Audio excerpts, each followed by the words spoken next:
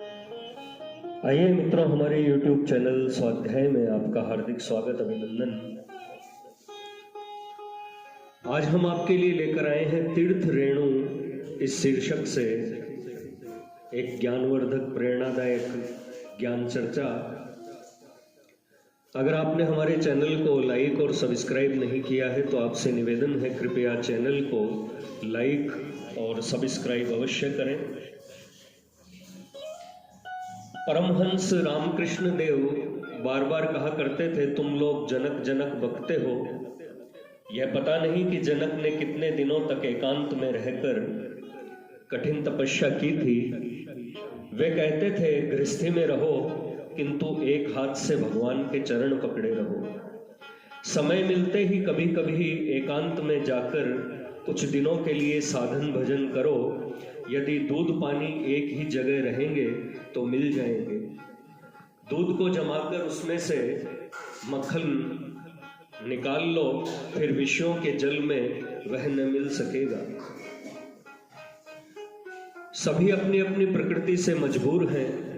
कोई किसी की न तो उन्नति करा सकता है और न स्वयं कर ही सकता है। भगवान जिसे योग्य पात्र समझकर उन्नति करावेंगे वही कर सकेगा। सभी अपनी अपनी प्रकृति से मजबूर हैं। अवश्य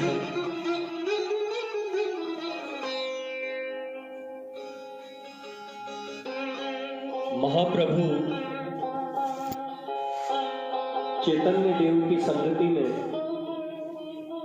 जो भी रहते थे वे ही प्रेम में विभोर होकर नृत्य करने लगते, क्योंकि प्राय वैसी ही प्रकृति वाले भक्त उनके पास पहुंचते थे।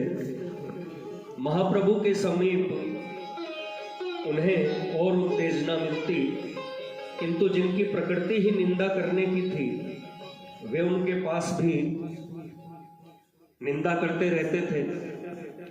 चैतन्य देव के गुरु के एक गुरु भाई रामचंद्रपुरी उनके पास रहते थे। वे सदा चैतन्य देव के छिद्रों को ही ढूंढते रहते।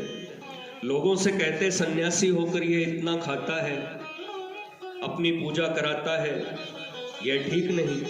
सन्यासी को मीठा आदि नहीं खाना चाहिए, बहुत थोड़ी भिक्षा करनी चाहिए। एक दिन महाप्रभु के यहाँ चींटियों को देखकर आप जलते हुए बोले, दिन रात मीठा खाने से चींटियां तो आवेगी ही, इतना मत खाया करो, थोड़ा खाना चाहिए।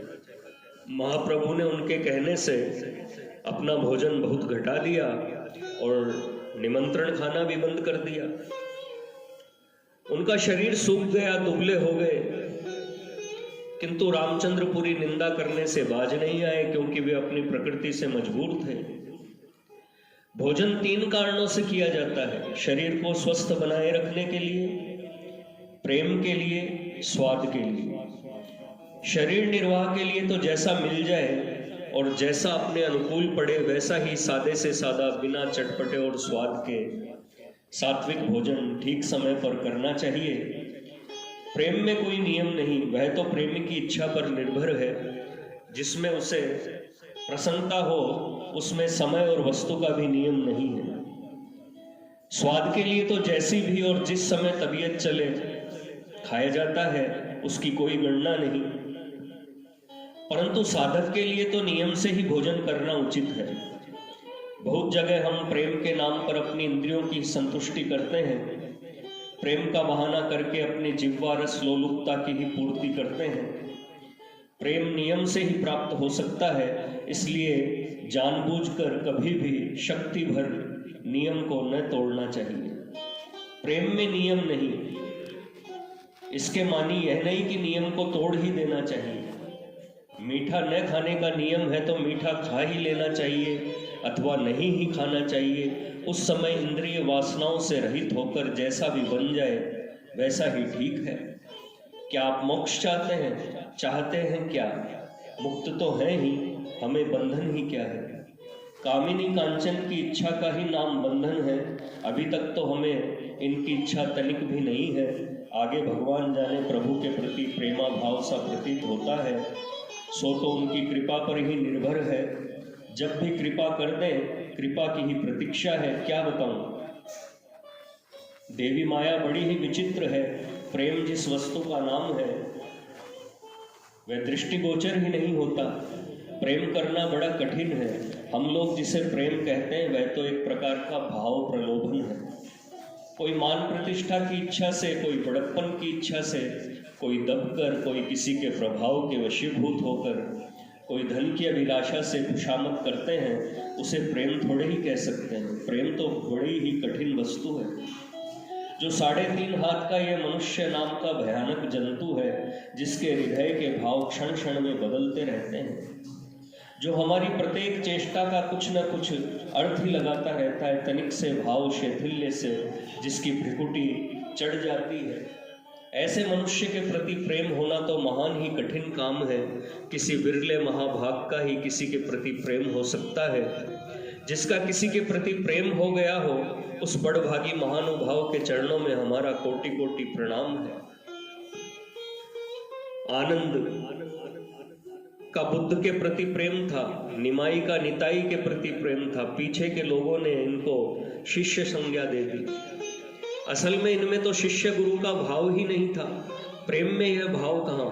आनंद भगवान बुद्ध से कुछ अवस्था में बड़े थे। नित्यानंद भी गौरांग से 9-10 वर्ष बड़े थे। अद्वैत तो 50-60 वर्ष गौरांग से बड़े थे। इनमें परस्पर में सच्चा प्रेम था, एक दूसरे के प्राण थे। प्रेम में द्वेधी भाव कहाँ। ईसा के साथ जो यूहन्ना आदि 12 साथी थे, उनका भी उनके प्रति प्रगाढ़ प्रेम था। प्रभु यीशु ने उनके चरणों को धोकर पान किया था। भगवान बुद्ध के सर्वप्रिय शिष्य थे। गौरांग ने भी नित्यानंद के चरणों को धोकर स्वयं पान किया, भक्तों को प्रसाद बांटा और कहने लगे, आज हम कृतकृत्य हुए। असल में प्रेम को समझना ही जीवन के यथार्थ लक्ष्य तक पहुंचना है। हम लोग जो जीवन बिता रहे हैं वह कोई जीवन थोड़ा ही है।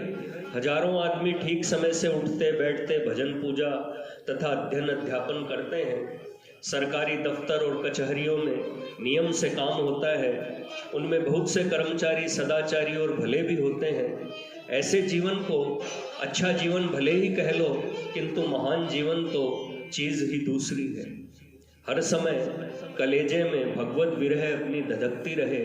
कभी मौज में हंसें, कभी रोवें, कभी नाचें, कभी गावें, यही असल में जीवन है सत्य थो रोदिति रोती गायती।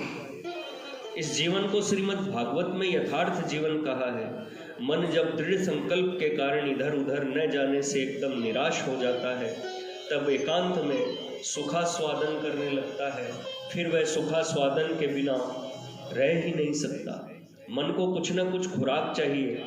जब संघर्षण में थे तब मन को सबसे मिलने जुलने और बातचीत करने की रोज नई खुराक तो मिलती नहीं। वह पुरानी ही बातों की पुनरावृत्ति करता रहता है, जैसे किसी को समाचार पत्र पढ़ने का व्यसन है। जब नया पत्र नहीं आता तो पुरानी फाइल को उलटने पुलटने लगता है। किसी तरह मन को भी तो बहलाया जाए। जिनकी याद आती है उनमें कोई तत्व थोड़े ही ये सभी संसारी है। सत्य से बढ़कर कोई धर्म नहीं, मौन से बढ़कर कोई तप नहीं, जब से बढ़कर कोई यज्ञ नहीं, विचार से बढ़कर कोई ज्ञान नहीं और त्याग से बढ़कर कोई सुख नहीं। मित्रों, यह थी तीर्थ रेणु इस शीर्षक से एक प्रेरणादायक ज्ञानवर्धक ज्ञान चर्चा। अगर आपको हमारा चैनल पसंद आए तो इसे लाइक और सब्सक्राइब अवश्य करें। धन्यवाद।